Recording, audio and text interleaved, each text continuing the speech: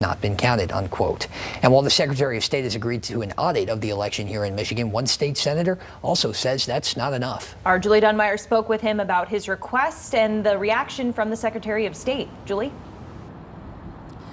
Well, Doug and Annie, one thing that I want to start by saying is that Secretary of State Jocelyn Benson has said that she was planning and her agency was planning an audit of the election, and they've been planning that for about 22 months. But the state senator I spoke with today tells me he wants someone else to do the audit.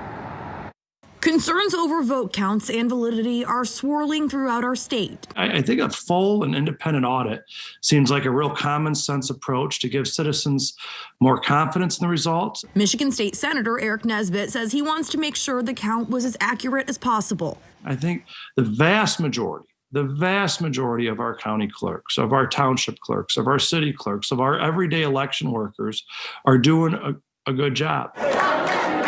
But claims about what happened in Detroit, specifically at the TCF Center, have people like Nesbitt questioning if the vote was fair and accurate.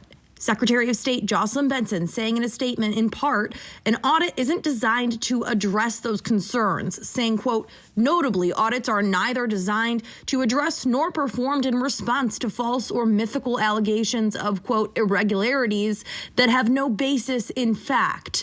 Where evidence exists of actual fraud or wrongdoing, it should be submitted in writing to the Bureau of Elections, which refers all credible allegations to the Attorney General's office for further investigation, end quote. State Representative Terry Sabo from the Muskegon area saying calling the election into question in this manner is unnecessary. We all need to get on the same page and move on past this. This is just getting beyond ridiculous. Nesbitt saying with margins as high as they are confirming Biden won Michigan, that is unlikely to change, but an independent audit could prevent problems down the road.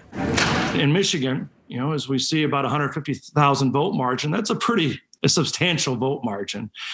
And that's likely not going to change significantly. But if this vote was like in Florida in 2000, where it was a few hundred votes or even a few thousand votes, I think that's going to be a real challenge in the future. And the Trump administration, again, did file a lawsuit in the case of what happened at the TCF Center in Detroit. That lawsuit was thrown out.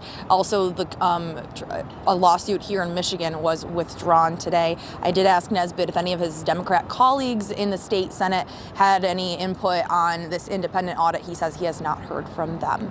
Live in Grand Rapids, Julie Dunmeyer, Fox 17 News. All right, Julie, thank you. Stay with us. We'll be right back.